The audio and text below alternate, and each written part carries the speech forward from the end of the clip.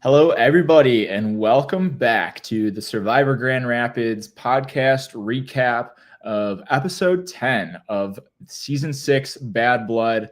It was our merge episode. It was one of our biggest episodes of the season. Definitely one of my favorite ones to put out there, and one that was I was just itching to while it was in the vault while we were missing for about a year and a half or however long we were off air. We got a big episode to go over, a lot of content to review, game deep dive, and everything like that. So without further ado, let's introduce everybody. Coming back for her second podcast, my better half, the Miss Probes to this show. I'm bringing in Hannah. Hannah, how are you doing? I'm doing great. How are you? Wonderful. It's good to see you here. How did you like episode 10? I really liked it. It definitely heated things up, and I'm excited to see how the rest of the show plays out after that. Mm-hmm. In terms of merge episodes, how would you rank that one? Definitely, it's up there. I think I think a lot of things played out that everyone has been talking about leading up to the merge. So, All right. Well, excited to have you on to kind of have a pair of fresh eyes to the chaos that has been brewing behind the scenes. The next person that we'll bring out is no stranger to the podcast, definitely no stranger to the show.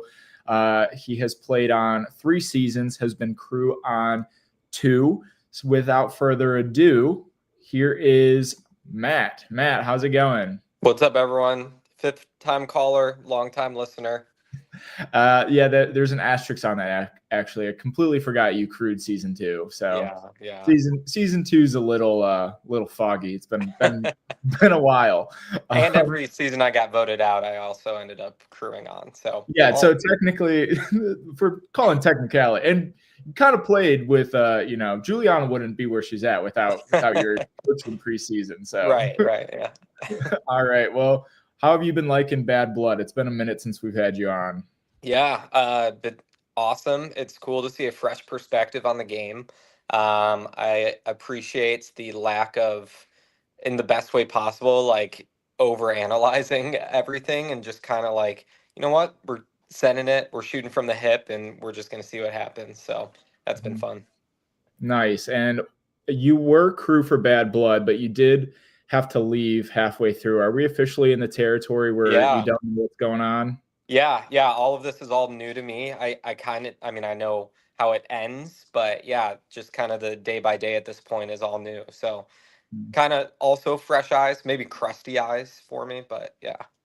Gotcha. Well, excited to have you on the panel to discuss our boot of the episode, our 3rd member of the jury, with the 1st member kicked out at merge. But I got to say, probably our breakout menace to society of the season, our Jim Jones cult leader, our godfather. I've heard multiple things from different players and people watching. Tyler, get out here. Oh man, I'm honored. All these catchphrases and call signs. I mean, for the amount of content that you've given us for 10 episodes, I should say, you've definitely garnered a reputation. I should have given a warning that there were spoilers ahead for episode 10. So if people haven't watched yet, wow. Sorry. Jeez, it's like putting the chicken before the egg. Watching this. It is okay. But Tyler, what was it like watching your boot episode? It was really cool to see kind of how everyone planned to kick me out and blindside me, because obviously I knew it happened, but I didn't know exactly like what went down to cause it, and what conversations happened and how long it was building. Yeah, it was kind of a work in progress, but also the perfect storm just happened to blindside you and send you home. We'll dive into your game because there's a lot of things that you were a part of that we want to probably learn a little bit more. So we'll do a little deep dive with that and then recap the episode and then hop right into our power rankings for the episode. So let's get into that. Tyler, you started the game knowing that you were going to play with Allie. tell us a little bit about the preseason prep with that, what you were thinking, how you were going to approach the game. Let me know your thoughts. Yeah,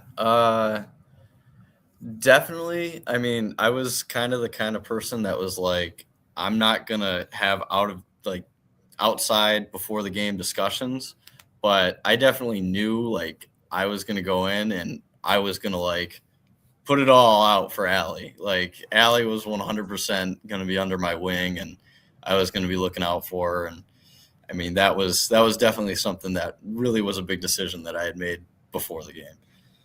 What about your, like, I know it's touched on a little bit in the show, and we don't want to get too, lovey-dovey, but what was your relationship like, and what did it mean to be playing with Allie going in?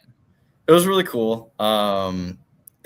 Every, I guess, experience that I get to, share with one of my sisters, and in this case, it was Allie. It was cool. It was a cool bonding experience. I mean, it'll be something that we'll be able to talk about forever. I mean, even if, we're both old singing in a nursing home and YouTube still exists, we can be like, oh, look at me and Allie. We were playing Survivor. So, yeah, I don't know. Nice. Okay. You were in a unique position because only you and Allie, Grace and Brooklyn, and Hannah and Josh, and then Zoe and Adrian knew about the partnership twist in the game. I forewarned you. Everybody else was going to get their partners for the first time on the mat. Who stood out to you? What was kind of a surprise pairing? Did you think the partnerships of other people would play a role in the season? Could you kind of walk us through that?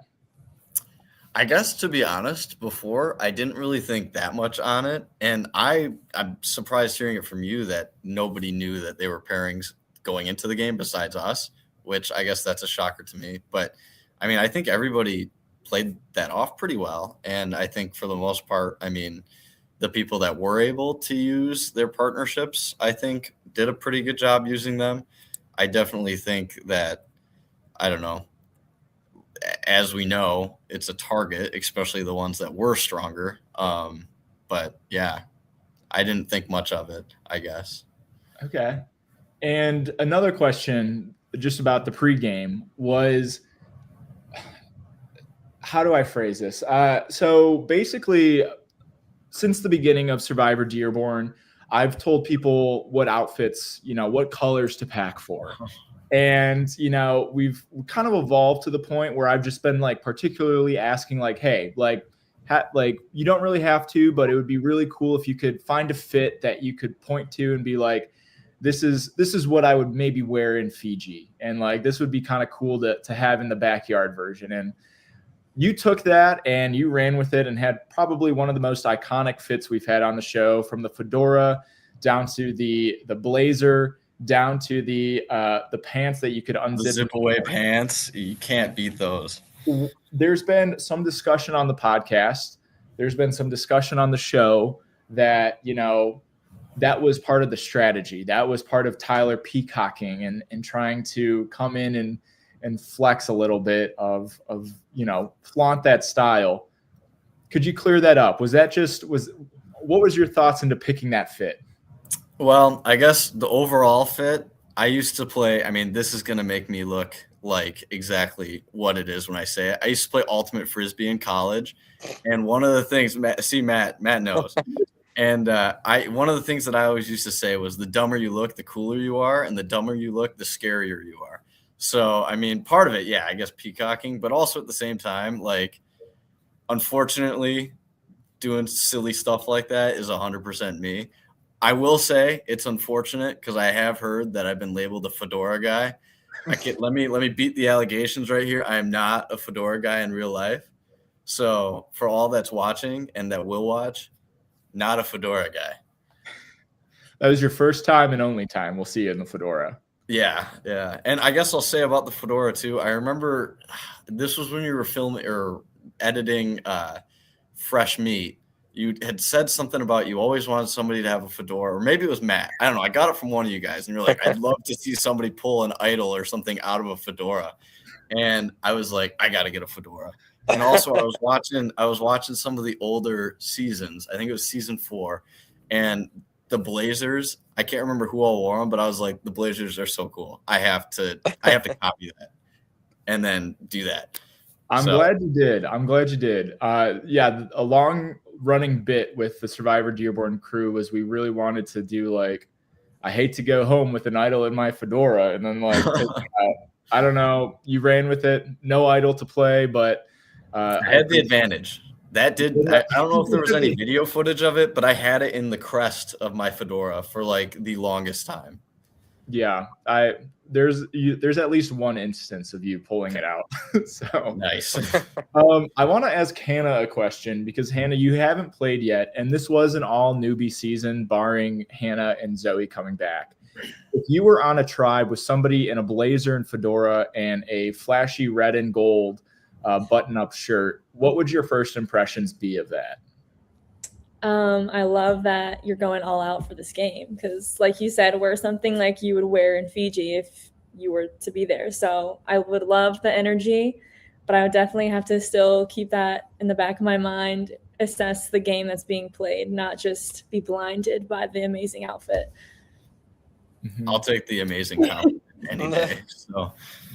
So I guess that does lead into the next question. You were on the Vengeance tribe, which was the chaotic tribe.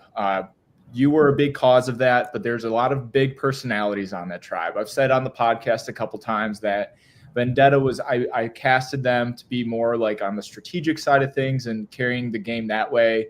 And then you guys would be big personalities trying to navigate that side. You guys never went to tribal, which we'll get to. And the game just kind of played itself out until it just ended up bursting. But right from the get-go, you made it clear that you wanted a Grand Rapids person to win. What was your strategy with that, drawing the line? And did you feel that? Was that like part of your mission?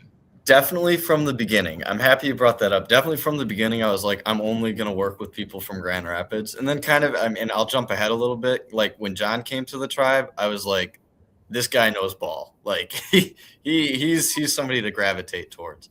But yeah, I mean, it was definitely like right off the bat, I was like, Josh, got to get Josh in here, Sam, and anybody else on that tribe that I considered to be from Grand Rapids. I was like, yup. So yeah, I mean, that's, I think, definitely where some of my, like, right off the bat, where I was like, these guys are against us, division came. Yeah, you were drawing the line pretty hard. Matt, you've played on a couple seasons, if not your entire career, of upperclassmen versus younger classmen. And we're seeing in like the Survivor Grand Rapids era of like the divides of like who's from Grand Rapids and then like the people coming into town to play. Seeing this play out the way that it has, or even seeing that at the beginning, do you think, like, I guess, what side are you on? Like, what do you think makes good TV, and what's like where's the balance of good gaming in that? Yeah. I mean, I think regardless of good TV, you got to play whatever game is best for you when you join. And I think, Tyler, you actually like setting that line in the sand, like that was the best move that you could do. Like, you made a clear divide, like in the pre-merge, and you said, these are the two sides going against each other. And from that point forward, there's not too much individual thinking around it. Like, you set the sights on a group of people, and it's no longer like individuals thinking, it's group v group. So for someone that's a big player like you, I actually think that kind of works to your advantage in that regard, to a point. To a point, yeah. Tyler, one plot point that really does get swept under the rug the further we get in the season, but it was very prevalent in at least the first 4 or 5 episodes, was you thinking that Magingo was leading a coalition against you based on a small whisper that she had with Brooklyn on a mat. Where did that come from? Any insight? Because there was zero footage about it other than you saying that they were against you. Yeah, I mean, I guess it's like you got to make like a common enemy, I guess. And that was like, I mean, I guess what you said too, like alluding to we didn't go to tribal. Like, I mean, as good as it is to never go to tribal, it also is like, I mean, for me, somebody like me who's like trying to be like, we got to get numbers, we got to like get rid of the other like enemy that's aware, like somewhere.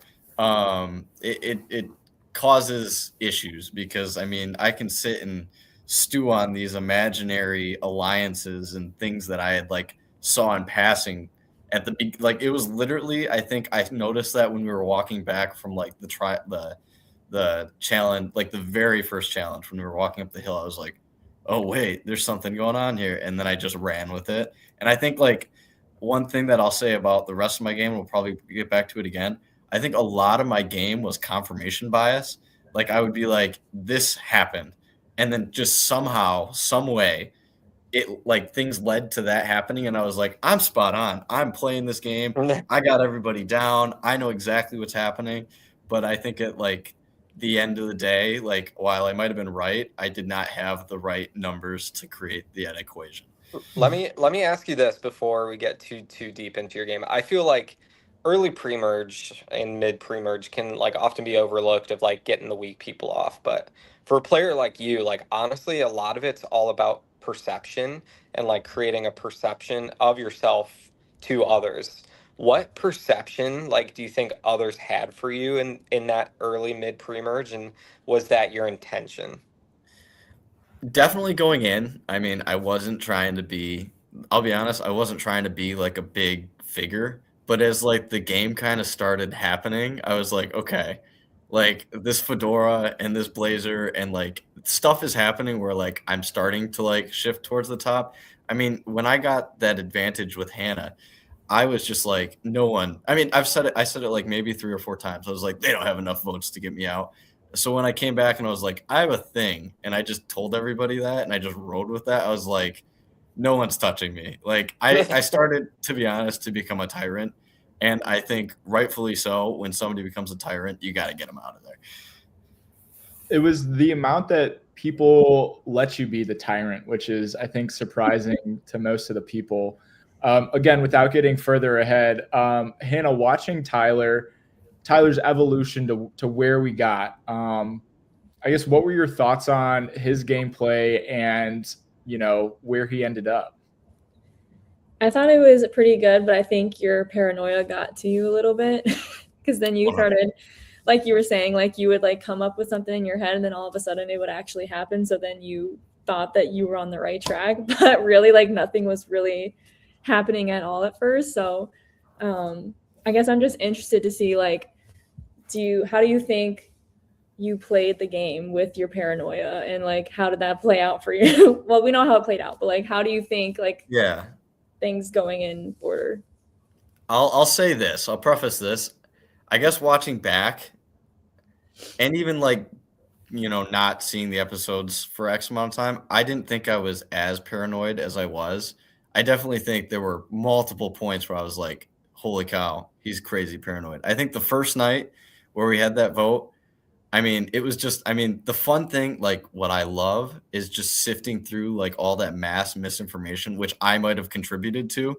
Like, the big reason why I was so nervous the first night and so paranoid the first night is I had heard that like Zoe, I don't even know what I said, but I had heard that Zoe could only like use the idol that night on one of us. So I was like, she's going to like go for somebody that like, who else to go for, but like a big name like me. And that's why I had that conversation with Zoe. And when I had it, I was like, okay, I'm sorry.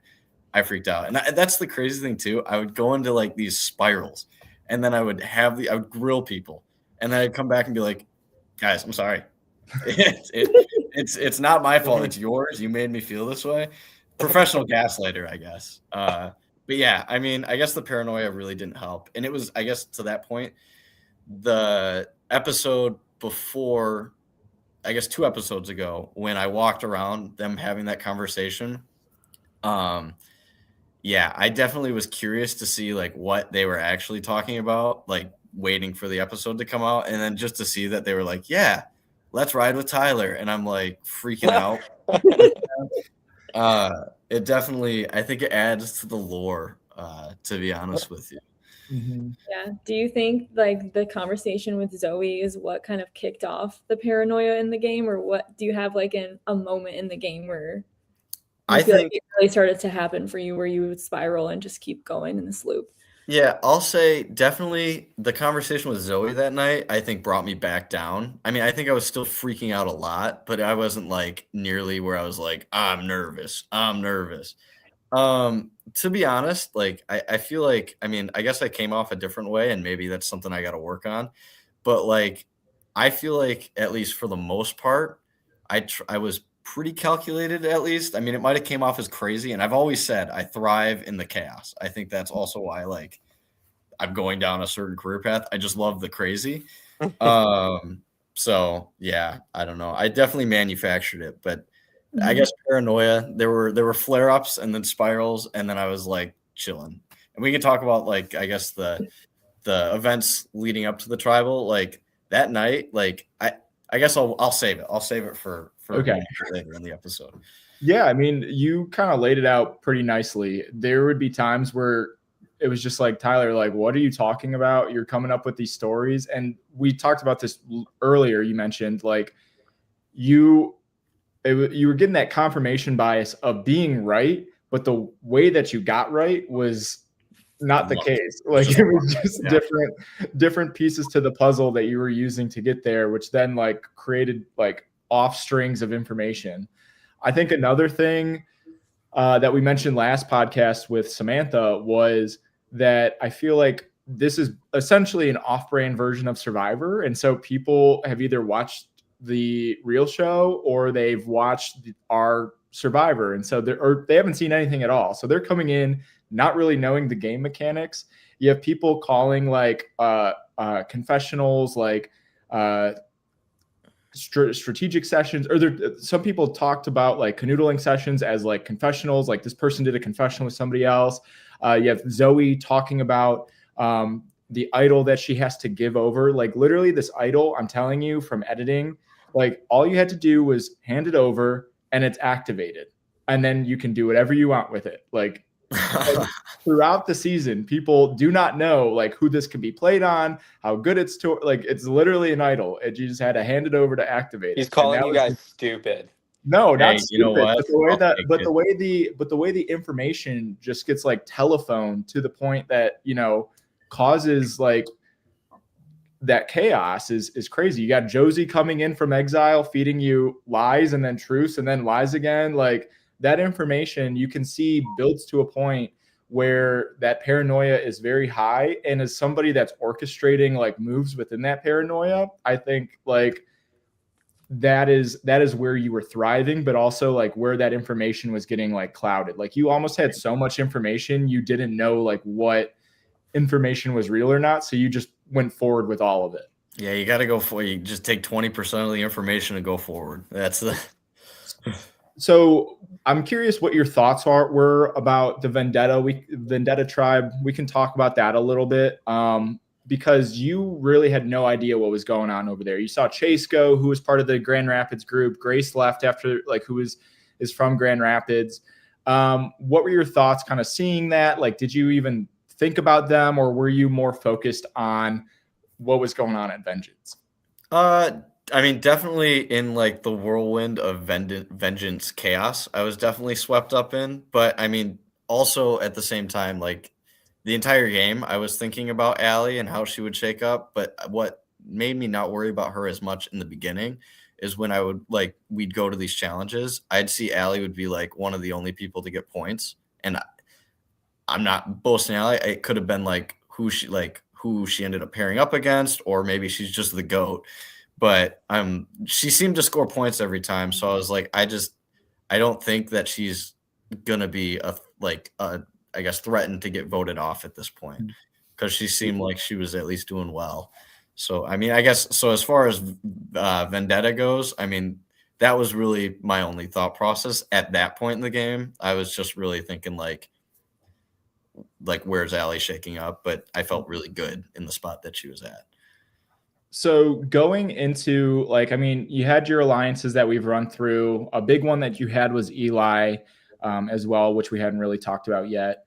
But Eli, Josh, Sam, Samantha, you were close with at one point. Zoe, Magingo. It was literally almost like that game of telephone of who's in with Tyler, and the alliance was getting to a point where there was a lot of people in on it. And then you go to the big joint tribal council where all the partners end up getting pulled up and talked to. Could you walk us through your thoughts about that? Why you tried to throw votes on Magingo, and what your thoughts were on the state of the game at that point? Again, I would say like the thoughts on that, like I'll go back, I guess. So at that point, going into that tribal, like I was like, yeah, like I'll vote with the tribe, like we'll just get James out. But again, like when Allie pulled me, and I think you see it in the tribal in the video, like it's just me being like, oh, I don't know if now's the right time. But I was like, like the thing is, like the entire game, like I don't know, I would have done anything to keep Allie in the game. So at that point, I was like, okay, she's saying she needs this to happen. All right, whatever, I'll do it. And I think that I'll jump to something else too. I think what got me a little bit too is while I was focused on my own game and trying to get numbers for merge, I was also like so focused on what I could do to keep Allie in the game when she wasn't even on my tribe, that I think that also kind of like confuddled a lot of the game that I had going on. But as far as getting people to vote for Magingo, I mean, that was still like, it ended up being confirmation bias, but I was like, there's an idol in the game, right? Like we had all thought Josie had it at that point. And then when Josie got up and played it, I was like, I'm reading this game so well. Like I completely got this one right. And that's why I was like, okay, if we vote for Josie, she's probably going to play an idol. Whoever gets the most votes next is going to be the one that gets voted out. Let's throw some votes on Magingo. And I think if like, because the 4 people that I was with in the end, I had told them all to vote for Magingo. I think if everyone had, I think James probably would have still stayed in the game. But I mean, I think it ultimately worked out well, because at that point, I don't know, I don't think Magingo viewed us as enemies at that point. I think it was just me viewing us as enemies because of that conversation I saw her have with Brooklyn at the beginning of the game. So that's at least my thought process on that. It was crazy. It was one of the craziest nights that we've had, as opposed to, maybe second to the one that we had for the merge vote. So going into day 2, we end up swapping, and you end up having Allie on your team. She's got an idol in her pocket that was swapped over from Vendetta. You have your steal a vote advantage, which is a 3-point swing as opposed to a 2-point swing. Is that even right? Is that math even right on that? I don't know. I took that and I ran with it. So I think it was a good lie. You were honest and said that, it was an extra vote, which it technically was, but hiding the complete power of it was definitely, a plus.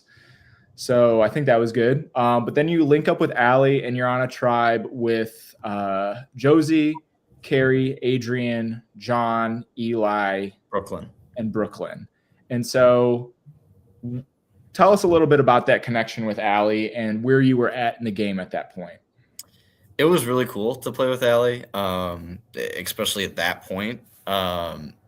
I definitely was feeling really good, because I think the day before, and I think John had mentioned this in at some point in one of his confessionals, probably when he was at Exile.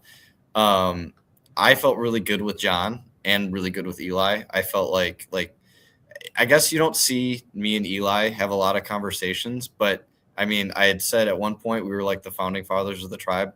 We had a lot of like conversations together, and I guess they really never made the final cut or got recorded.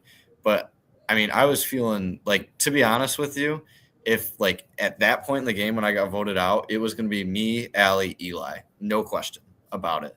I mean, who knows what would have happened if like the game would have continued on. But I mean, talking about like at the merge when you got voted out. Yeah, at the merge. At that point, it was like it was me, Allie, Eli, John. Like that was like 100% with the people that I had worked with. I was so confident in that group of 4. And Sam, right? And Sam, yeah. And Hannah. But yeah, I guess I guess relationship with Allie at that point.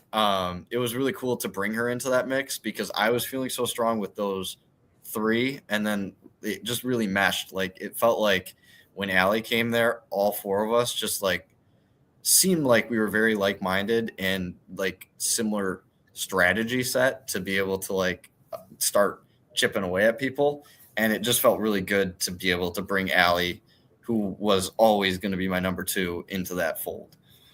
Did you expect her to spill the beans as quick as she did about what was going on at Vendetta? Honestly, no. I think what really helped that is just me telling Allie that Adrian had an idol. I think that's the tipping point, though, because he did. I don't know if he had it at that point, but he had one at some point. At one point in the game, Adrian did have an idol.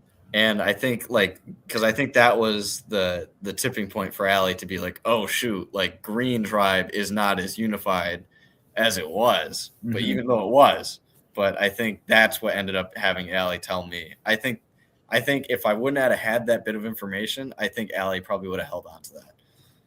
Okay, interesting. Personally, but I don't know.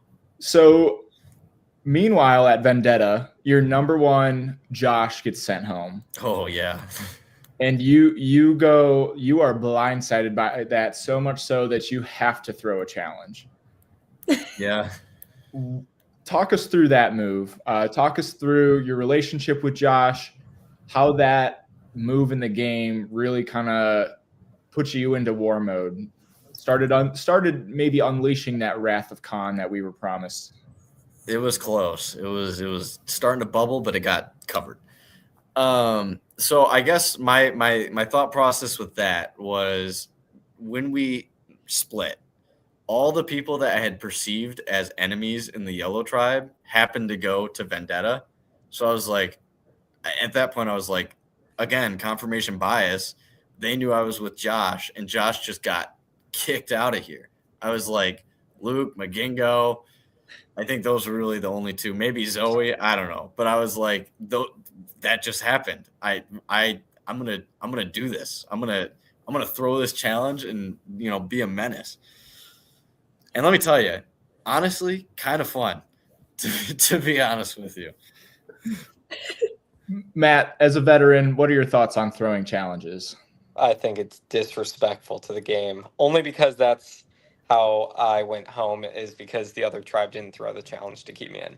I'm just kidding. I mean, like, honestly, I didn't fully understand the thought process there, because isn't that when Josie went out? Is that true? Yeah.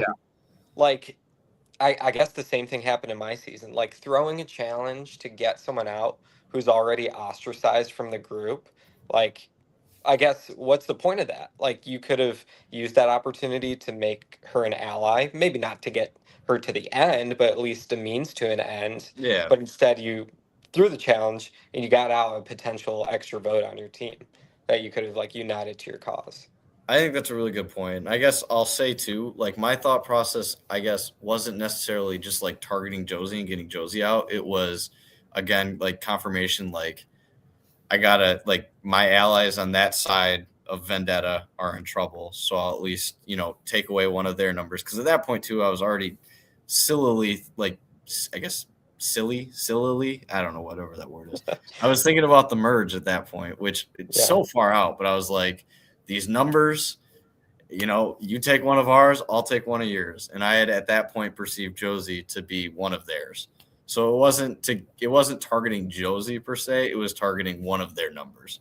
I see. Yeah. That's where my headspace was. Mm-hmm. Do you think that you guys could have won the challenge if you didn't throw it? I don't know. I mean, I guess I could say yes. I mean, I feel like it would have been a lot closer because, I mean, I definitely took a long time with the cups. And also, like, I was very purposely completely doing that puzzle. I think I had them do it backwards. They did it upside down. Yeah, I think I don't know if that was purposeful or not, but I just know for a fact I really took a long time.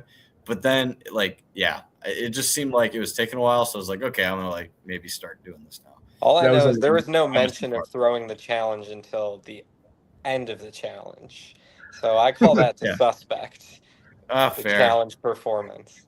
That's fair. That's fair, We do have a couple confessionals from Tyler's cohort to back up his claims of throwing the challenge. And I don't know if they begrudgingly did it or not.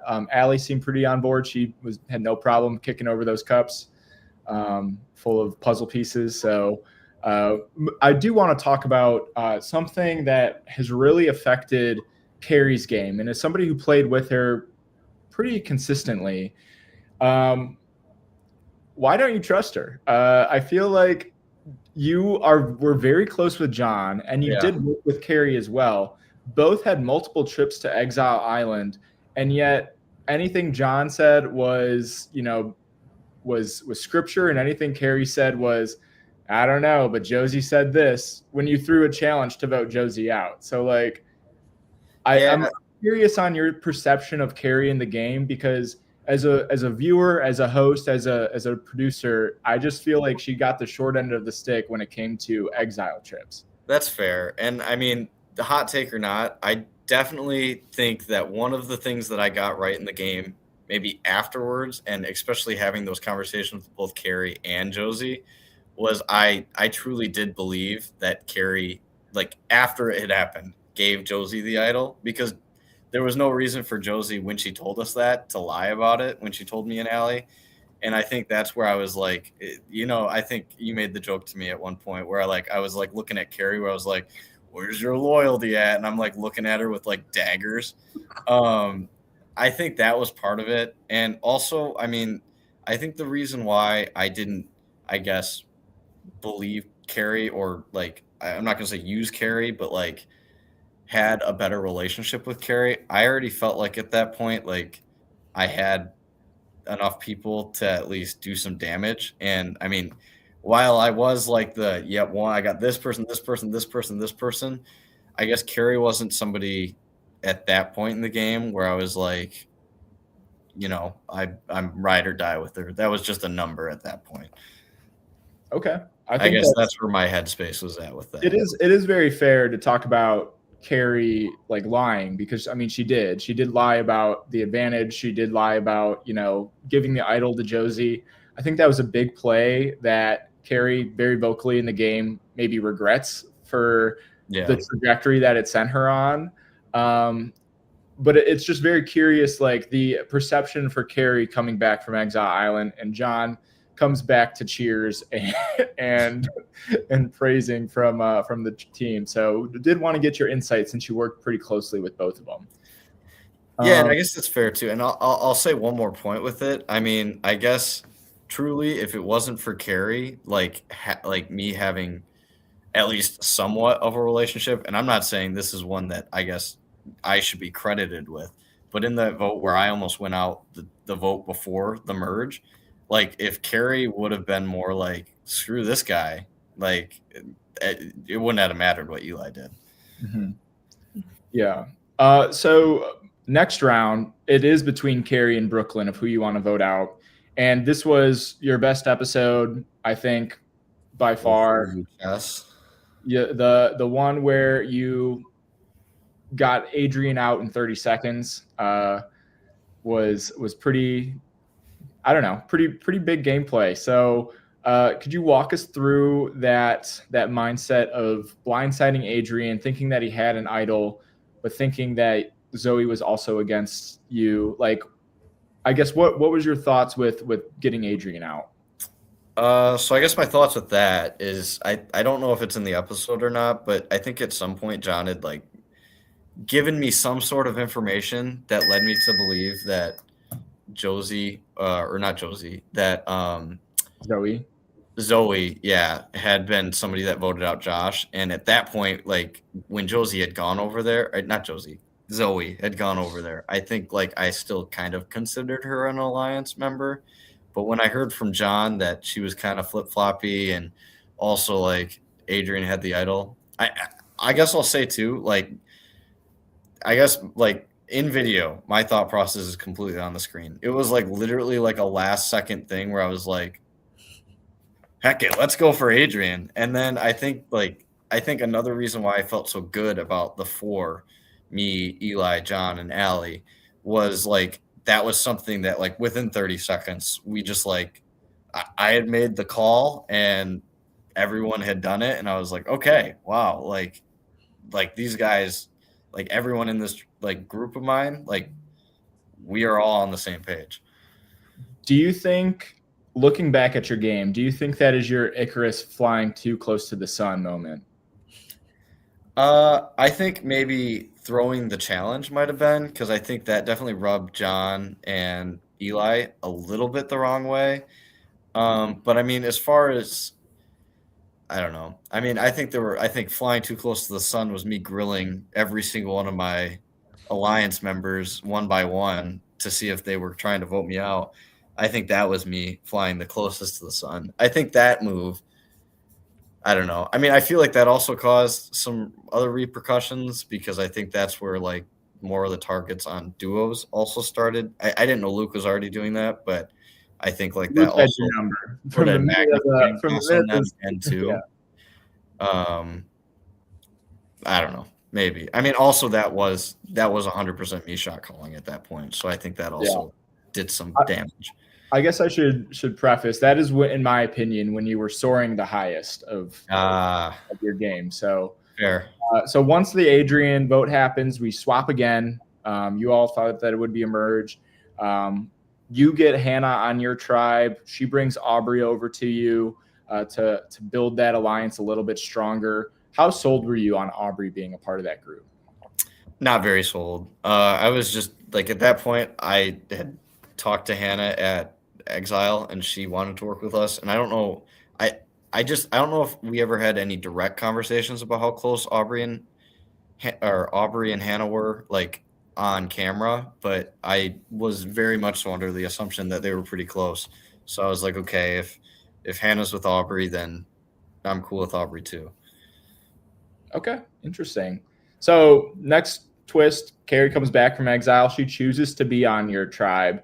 And Hannah gets swapped to the other tribe again. So you lose Hannah. John goes to exile. You are down in numbers, but you had already given Allie her your extra vote to have on, or your steal a vote to have on the other team.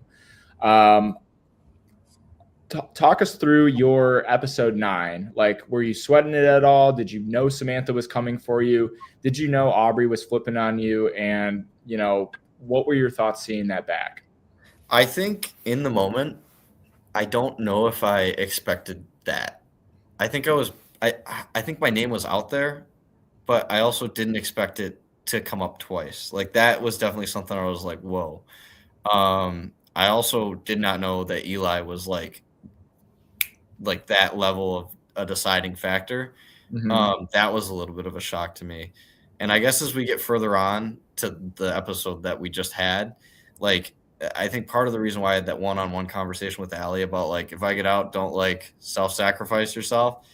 I don't know. I felt like the writing might have been on the wall. I just didn't think it was going to happen that fast. Like that, I'll save the rest of that conversation for, I guess, when we get to that. But I guess I was surprised in episode 9 to at least see my name. I guess Hannah and Matt, any other questions for Tyler before episode 10? I mean, we've done 43 minutes of Tyler deep dive game, which I have appreciated getting your insight on. Before we turn into the next segment, any questions, I guess, for what brought us to this point with Tyler's game? Hit me. I have a question, I guess, since you and Hannah seem to be aligned when she came onto your tribe, and you just kind of brought Aubrey in, since you kind of knew that Hannah and Aubrey were tight, what kind of made this switch flip in your head that you wanted to potentially go for Aubrey and vote her out? 100%, because she voted for me. That was 100% truth. When, I guess, in episode 10, where I'm throwing her name out, I was 100% like, yep, she voted for me. She's got to go. That was like the Jim Jones, like, you turn on the pride or the tribe, you lose the pride. I don't know. But was it right off the cuff? Wasn't it before, though, that you had kind of said her name, and then that's why she decided to flip on you and write your name down in the pre-merge tribal? Yeah, I think truly that was true miscommunication. I mean, Eli and Aubrey had gone and walked away, and it was me and the 2 other people on the tribe. Yeah. I was not feeling comfortable enough to say, "Oh yeah, we're voting for you, Samantha." Like that was not something where I was like, I feel powerful. Yeah.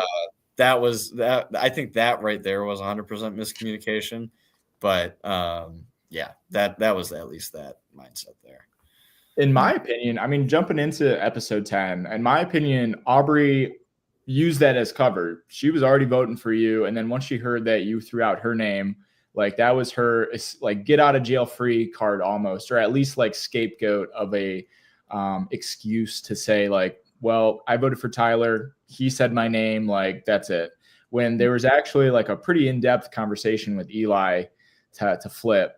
Tyler, watching that back and seeing that both Aubrey and Eli are being honest with you, and Eli says in the episode he was going to vote you out up until the point of going to tribal council. But then Eli reassuring you, like, I'm not that person to backstab you. It's okay. Like, what were you feeling? How tight were you with Eli at that point? And watching it back, did you expect Eli to be lying like that?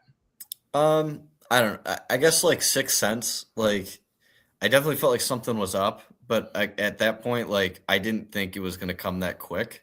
I mean, still at that point, like it was that same pecking order that I had said before. But I mean, I don't know. I felt good. That conversation you had made me feel good, but I still was like, something's a little fishy. But also, I couldn't put my finger on it, and I think I was also too like sun deprived and like heat exhausted to where like I was like, it's whatever, man. Mm-hmm. Okay, interesting. So you also get to see what happened with Allie, and she, used the steal a vote to stay in the game. And at the merge, she brings over Sam, Hannah, Luke, as well as Zoe. What were you feeling with that group? Obviously you were excited to link up with Allie again.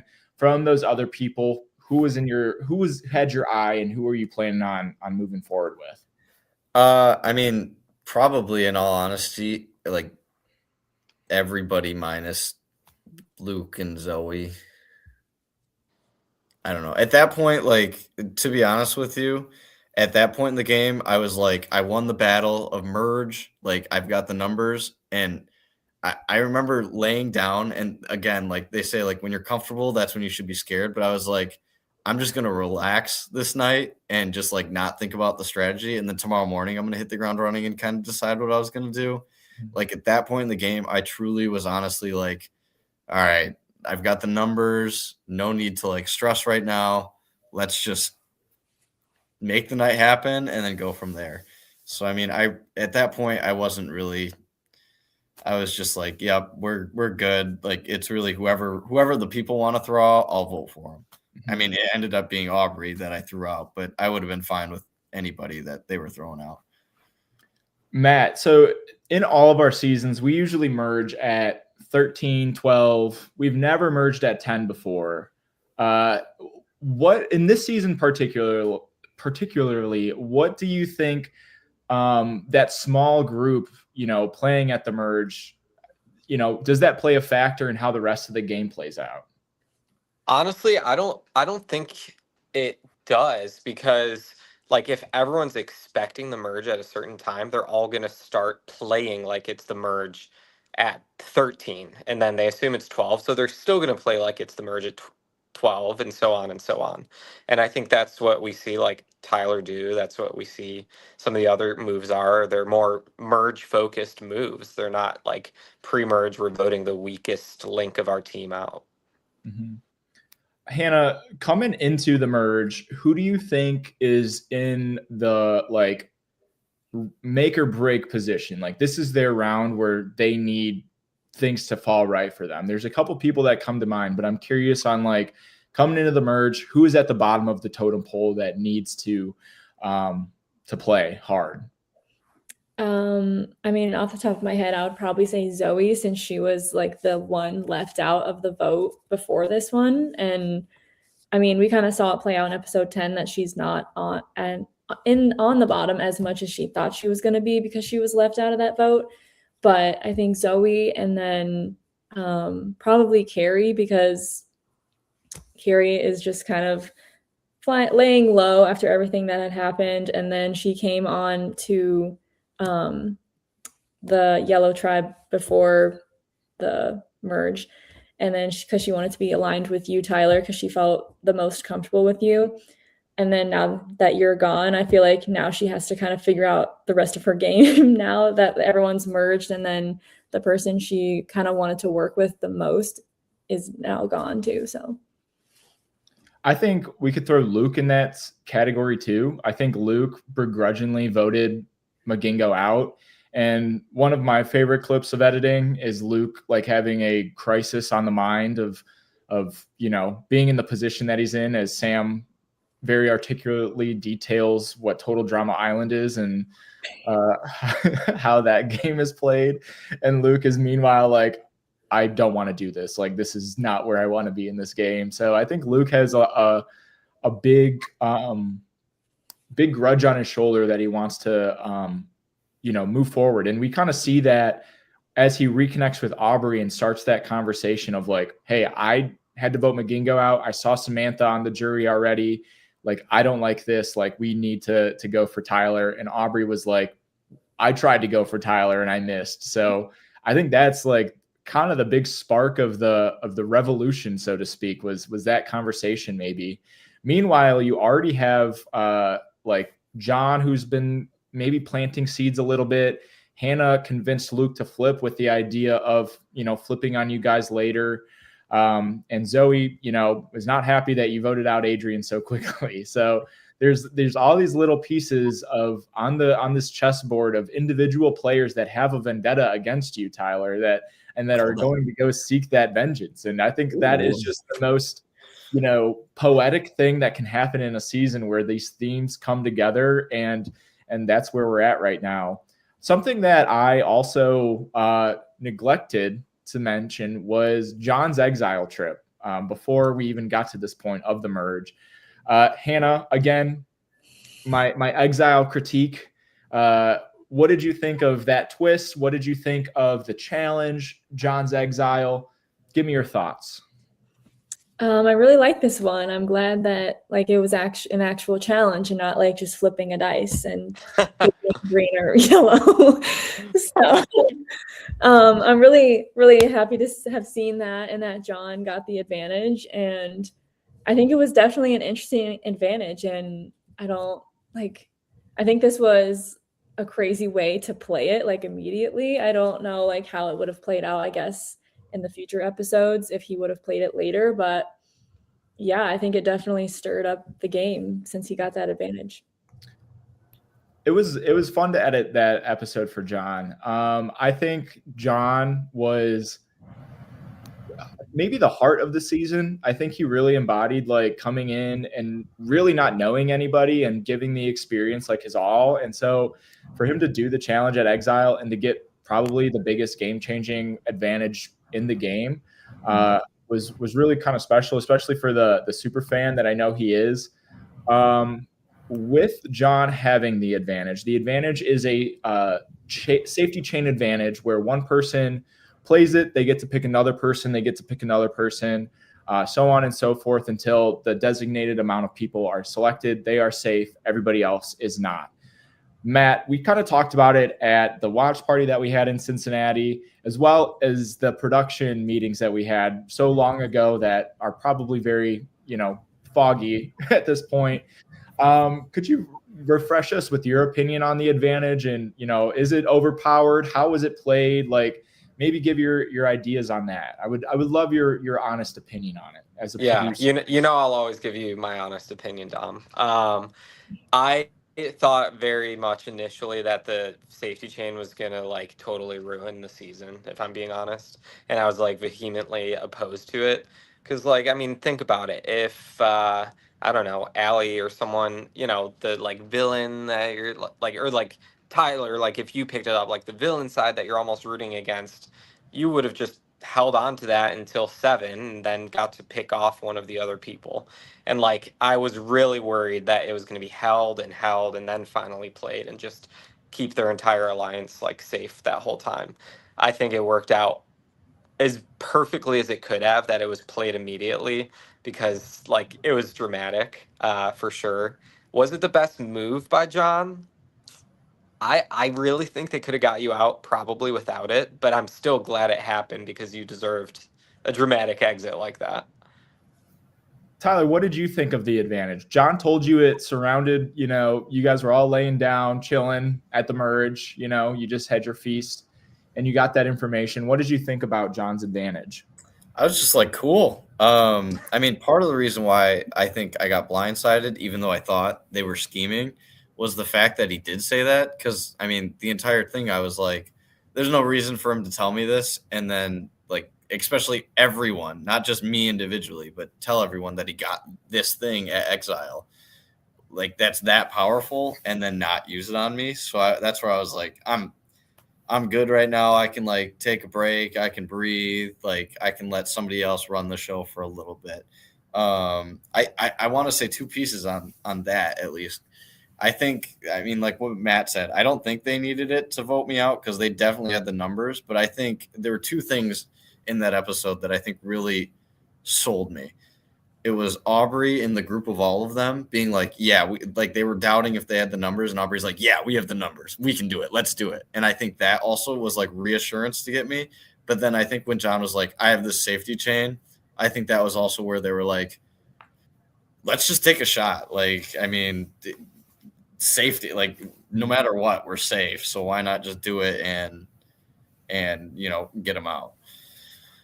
Since we're on the topic, I mean, we might as well talk about it. My opinion with that, I think John definitely uses it to corral those people that are close to you, like the Hannahs and Eli's, to make sure that their votes are locked. Like, hey, I will give you safety this round if you flip on somebody that you have been close to for the game and have been playing the game with. So I think they definitely had the numbers to blindside you like that. I think it would have definitely been dramatic reading out all the Tyler votes, because I think at that point you might have known your fate was sealed. Yeah, I definitely did at that point. But I think in the game, like being able to confirm somebody's safety in that big of a scale is very, very, very rare. Almost to like, I'm giving you like my immunity necklace that I have won at the challenge, like rare. Like that's where I kind of fall on that side. But we can definitely discuss that a little bit more later. I'm curious, Tyler, too, while everybody else is plotting on your downfall, Aubrey, Luke, John, even Hannah at one point, John and Hannah have a conversation. Hannah has a conversation with the group, I believe. I don't remember if Eli was in that group too, but they are literally like, that is the group that is going to flip on you. And you are having a conversation with Allie, basically saying like, like, we got this, like, we're going to run the table. We're not going to talk as much. That was something that our watch party kind of talked about, was you telling your alliance, like, hey, we're not going to touch base at all. Like, walk us through that decision. I think it's a good move when your alliance is that tight, but at the merge, did you think that was a good move to spread out the information? I think like part of that was like me trying to take the heat off of myself a little bit, because I knew I had gotten a lot of targets. And I think part of it where I was like, let's just chill. And like that night where I was like, I'm really just going to go with what people wanted to do, as long as it wasn't somebody that like I was allied with. I think that was just like the combination of me being like, I feel good for tonight. I'm tired today. And also like let's take some of this heat off my back a little bit, to at least like, we're not a strong four, right? Like, it's just, I don't know. That was, I guess, some of my mindset with that conversation there. Okay. Moving on to the immunity challenge. We do our immunity challenge. Zoe wins, and I think that is a massive win. I think Zoe definitely needed that. Correct me if I'm wrong, Tyler, but I think she might have had a lot of fingers pointed at her if she did not win that. Would you have gone for Zoe if she was not immune? Probably, yeah. If people were throwing her name out, I think I definitely probably would have gone for Zoe there. Yeah. Okay. So yeah, big win for Zoe. So Yeah. 100%. but we immediately see Zoe kick into gear and say like, hey, I have this immunity around my neck. I'm going to play a little loose. I'm going to, go big, and I'm going to throw out Tyler's name. And so once she got a group of people that didn't have Allie, Sam, or you in it, she said, what do you guys think about Tyler? And that also, kind of created that spark again to do that.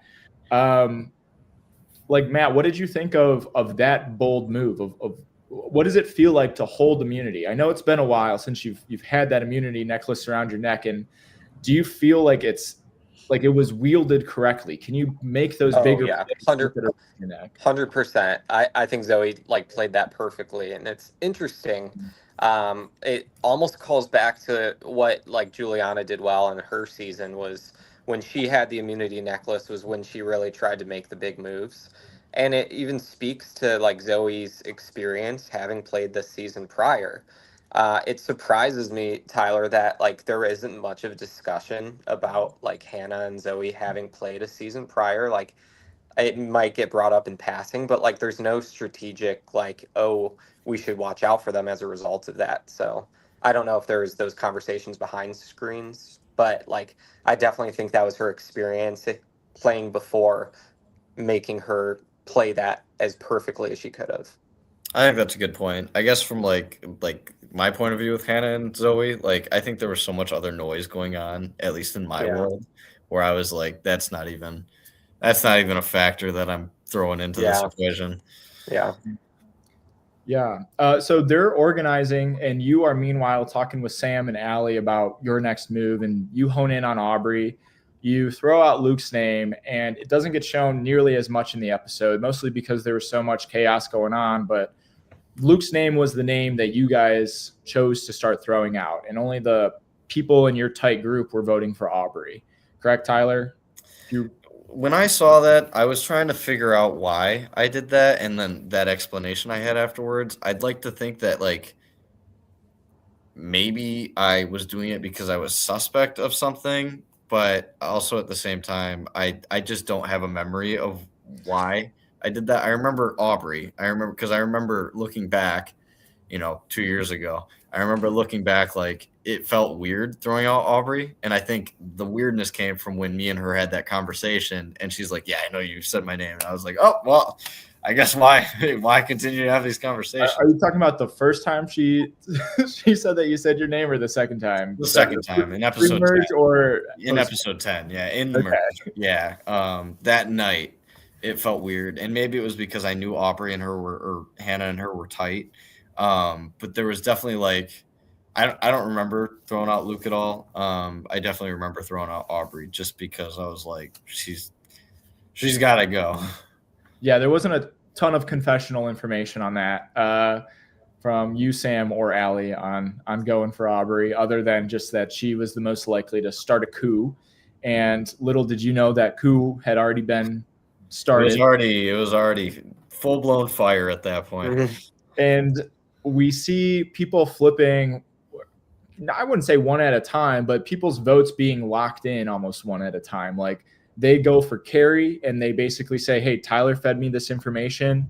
And Carrie said, it was almost like we were saying, it was kind of like one of those documentaries where somebody,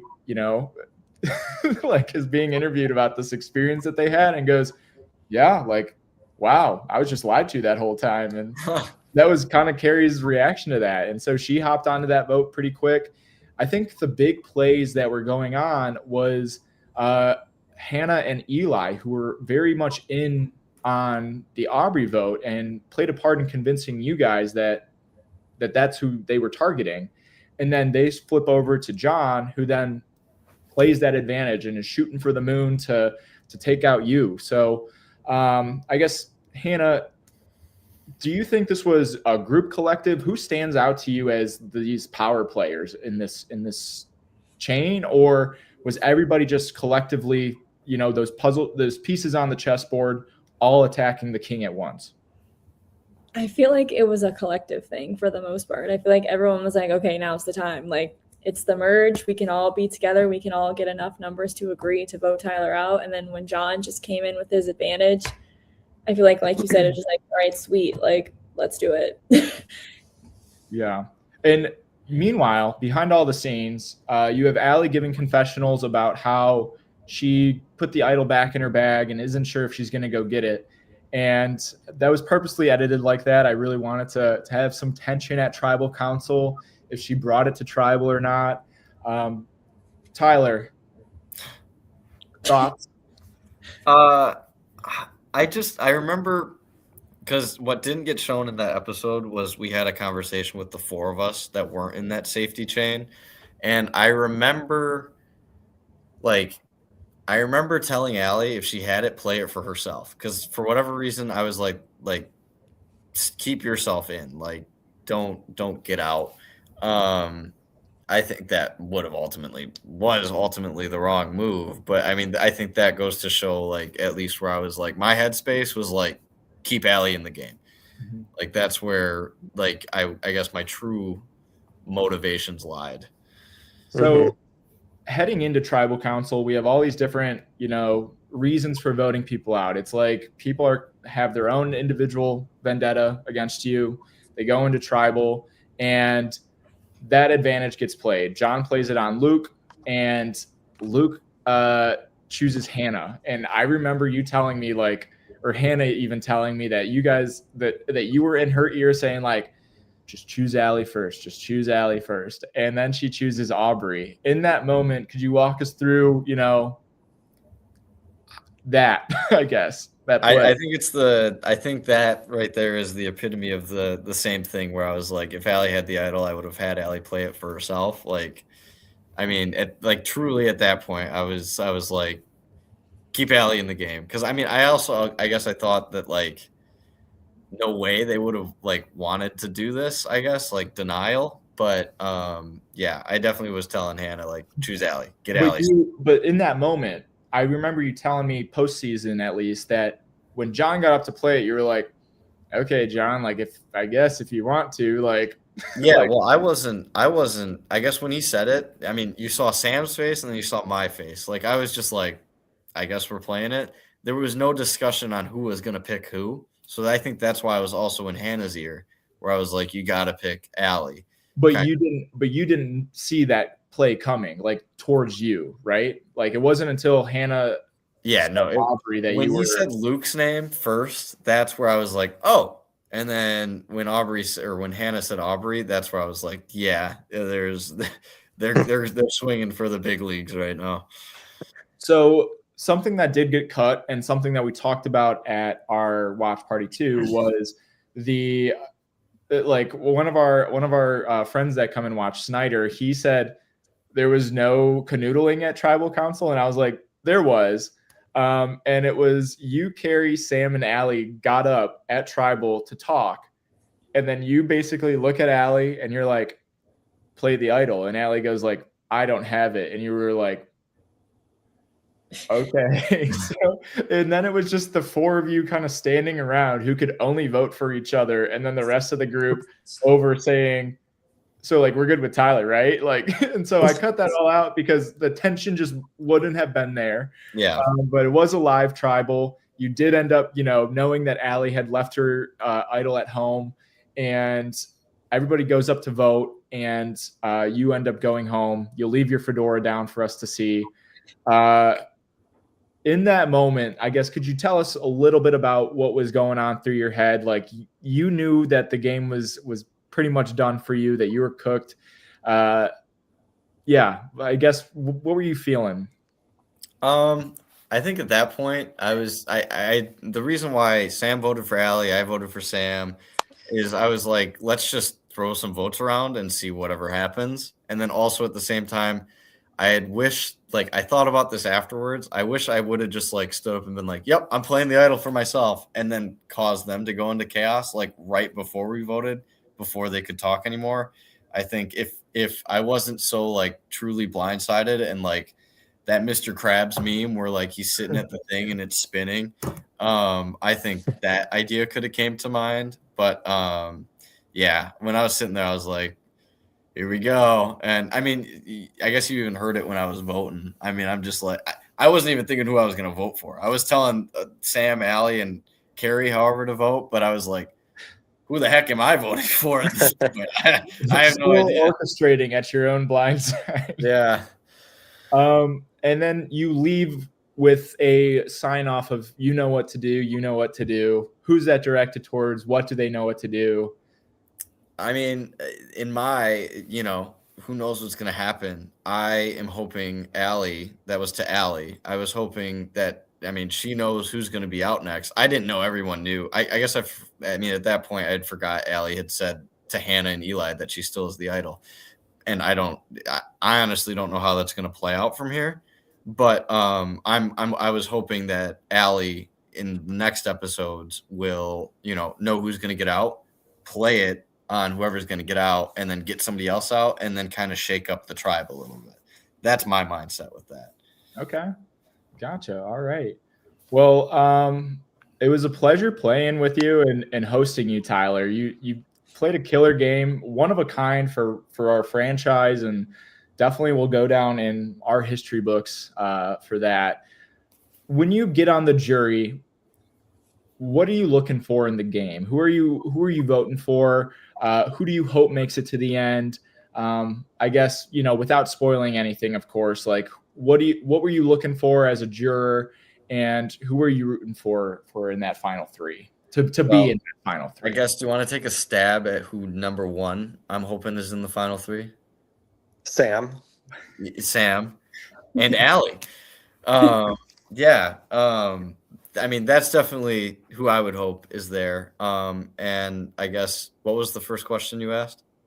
I guess as a jury, what I'm looking for. Yeah. So like, even if Allie did not make it to the end, and you were, had to choose between any other player in the game, like you're voting on blood at that point. When you're voting on water, what are you looking for in a winner? I mean, I guess the big thing, immunity, like coming to tribal with immunity counts, but then also like, I mean, this game had a lot of live tribals and a lot of crazy stuff happen. I guess like really looking for that biggest story and who may, I guess, truly in whatever fashion, who sold themselves the best with the best moves that they could make. I mean, I can definitely say, and I don't know what happens, but if somebody that backstabbed me makes it to the end, I had a question that is basically just waiting to say, why did you backstab me? Okay. So would you consider yourself a bitter juror? And it's okay if you do. Yes and no. More on the standpoint of asking a good hard-hitting question and seeing how they respond. Because, I mean, I even said it too, where I was like, if the tribe doesn't try and do something now, it's just going to be checking the box. And they did something. They when it was me and Allie, and I had finished talking to Allie. Mm-hmm. So, yeah, I mean, big moves equal big reward.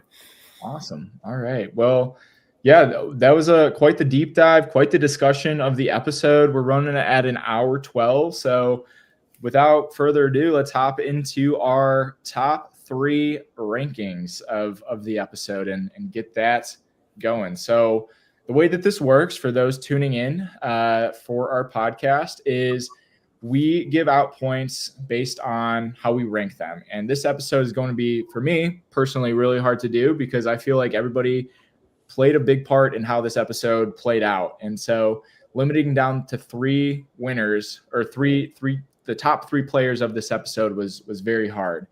So we'll go around in a circle, assign somebody third place, which gets 1 point, second place, which gets 3 points, and then first place will get 5 points. I will tally them all up, and then the leaderboard will be updated at the end of the game, at the end of the podcast, and posted on social media tomorrow. So we can jump into it. And Tyler, I will let you do the honors of giving us our first number 3, right? Yeah. Number 3. So I guess, I mean, this was a tough one because there are a lot of people, like you said, contending for these top spots. Mm-hmm. But I was going based on this episode alone, and a big factor for me, like I kind of mentioned earlier, also plays into the people that were up high for me now are going to have to figure out where they lie in the next new alliance, because now there's a power vacuum.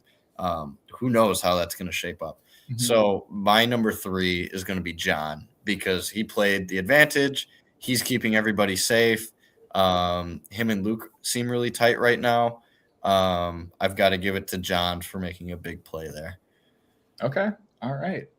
Matt, follow that up. Yeah, it's hard to rank. I have a pretty definite top 3. They're probably interchangeable, but I'll give my number 3 to Zoe, kind of like how we talked about before, being able to take advantage of getting immunity and really whip together some votes in a good way. I'll put her 3 just because she doesn't have as close of a connection with the other people in that voting block as some of the others do, but she was a catalyst for it. So okay, that's my 3rd vote. All right. Hannah, what about you? You're number 3. I was going to say Zoe as well for all the same reasons. I think she needed to win that immunity. And then since she did, she had more courage to kind of throw Tyler's name out there and kind of was joining on everyone doing that. So same as Matt. All right. My number 3 is going to go to Hannah, actually. I think Hannah was in a very particular, like a very big position in this episode. She went from, wanting to keep Allie in for Tyler's benefit last episode, and then she went into tribal council with a confessional saying, like, I don't want to backstab my friends. This isn't the game that I want to play. I would rather, play a game with my friends than not. And for her to go into the merge and then separate that side and see that Tyler is the threat that he is, and make those conversations to eventually lead to his elimination. And I felt also played a part in making you guys feel at peace going for Aubrey, even though she was her number 1 at that throughout the game. And then, of course, she could have derailed the entire plan and chosen Tyler or Allie, when instead she ended up picking Aubrey, who was your target. And I think ultimately the whole play, John played the play, but I think it hinged on Hannah's decision of who she wanted to move forward in the rest of the game with. And so she made her decision, and my decision for tonight is Hannah is my number 3. So number 2, Tyler, I will let you take it away with your second place. So this is based on, again, that power vacuum that's up there and how I perceive this episode to play out with who's going to take that power vacuum that's at the top, based on even the rankings within that chain safety. I think this person played a really good full episode with, bending the knee and then being like, screw that. This guy's got to go. I got to give it to Luke. I think he made the right decision with getting Magingo out and kind of hiding in the weeds with Hannah and everybody. And then that time came where he could swing that sword and chop that head off. I got to give it to Luke for that number 2 spot. Okay, awesome. All right, Matt, you're number 2. This one's for Aubrey. I thought this was the episode she really showed her fangs, like, for the first time, and like it wasn't just the social game that we saw, like, eerily similar to Sydney in season 5, but like no, she was like coming out swinging. She like confronted Tyler, and like she was also the one like really whipping up the votes. So a lot of mad respect. She gets a point above Zoe because she has those closer connections, in my opinion, at this point, and I think she's playing a really good game so far. Awesome. All right, Aubrey getting some points. Hannah, what about you? I was going to say Aubrey as well. I feel like after the previous tribal, I feel like, personally, my opinion, I think I said this in the last podcast, that I feel like she was going to have some explaining to do once the merge came, and she got back with Hannah and you when she was allegedly working with you guys, and then she flipped on you and voted for you. So I was kind of nervous for her in this episode to see how she kind of recovered from that. But she obviously just, like Matt said, showed her fangs and came out and was just like, no, we're going for Tyler again. Like, we're trying this again, and she succeeded. So yeah, I will also be going for Aubrey. This was one of my favorite breakout episodes for her. I think last episode we really saw like a little preview of what she would be able to do. And then this episode, rallying the votes at a merge, like I said, she kind of was a spark to that revolution with Luke. And you really see her being very vocal because her name is also on the line. And so she's playing like it's on the line. She's going up against the baddest guy in the game who has an arsenal of weapons with allies and all these relationships. And a fedora. Can't beat the fedora. That was part of the weapons I was referring to. Milady. Yeah, she came out swinging. She controlled a lot of those votes, or if she didn't even control them, she was very convincing on why they should vote for Tyler. And so Aubrey's getting my 3 points. Tyler, who is getting your full 5 points and your power player of episode 10? My power player, for all the same reasons you guys just gave Aubrey, it's I guess I blew it. It's Aubrey. I think she really killed it. I think like the confidence, I mean, at that point to like look at me and be like, I said your name, or like, I'm voting for you, or just to stand up to me to be like, I heard you throwing my name out. And the big thing for me that I kind of mentioned earlier, she was like a big factor in being like, we have the numbers. Let's do this. Let's make it happen. I think, yeah, she sparked the revolution. I think she's in a great spot moving forward to kind of, pick up some of those pieces. And yeah, I really do think this was a great breakout episode for Aubrey. Awesome. All right. Aubrey getting points from everybody. So Aubrey will see a little boost in those rankings. Excited to see how that plays out. I can't quick math right now. So Matt, who is your number one? Yeah, I was reviewing the power rankings before this. I cannot believe this player doesn't have more points than they do right now, because I thought they were clear, like they got their head on straight in this episode, and that's Eli.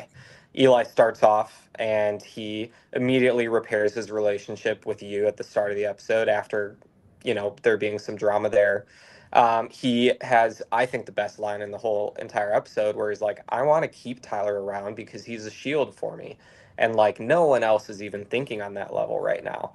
Ultimately, it doesn't work out, but he still, despite being close with you, has only further strengthened his ties with this now safety chain alliance. And I think he is someone that like is a very, very good strategic threat going forward. So curious to see how the rest of his game plays out. All right. Eli getting some love. Hannah, your first for the week. I'm going to say John, just because of how he really killed it in Exile Island and completed that challenge, got the advantage. And then just how he played in this episode, just sharing that he has that advantage with pretty much everyone on the tribe.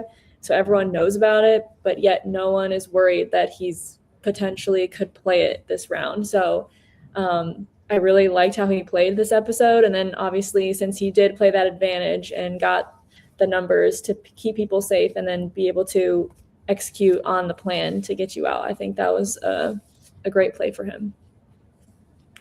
And I am also going for John. I think this episode in particular, a lot of things come full circle for a lot of players.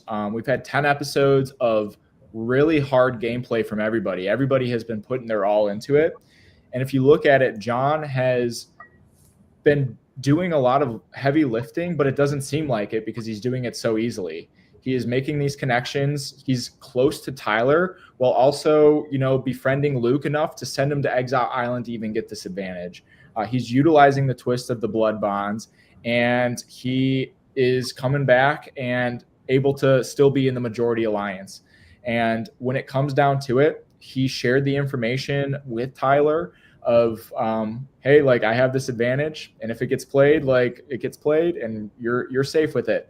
And then goes around and blindsides him by picking the complete opposite alliance with that.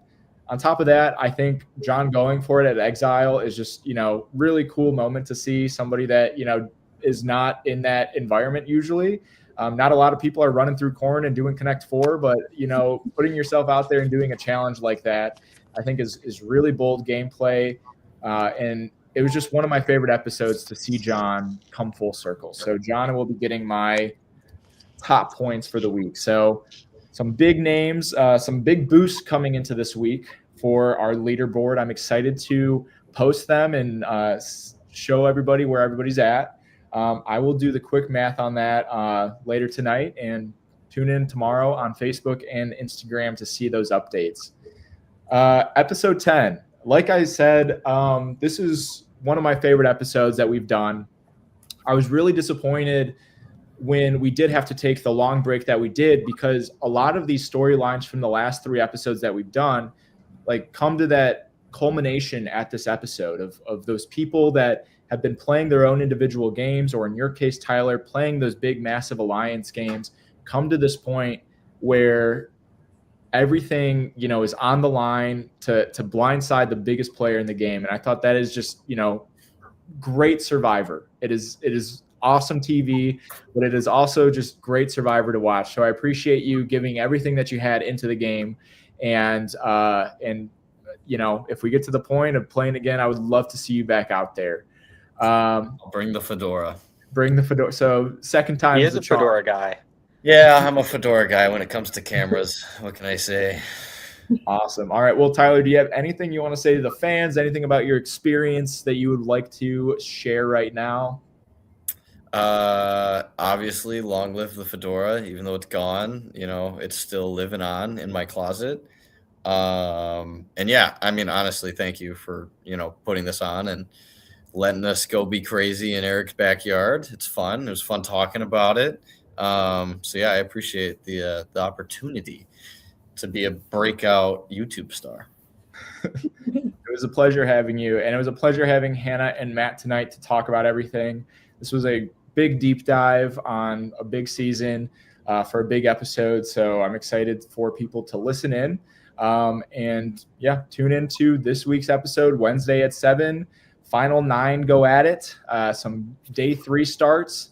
Final stretch of the game. I'm very excited for the wind up to the end. And yeah, tune in. And everybody else, thanks for tuning in tonight. I will see you next episode. Have a good night. Head back to camp. Good night. Bye. Bye.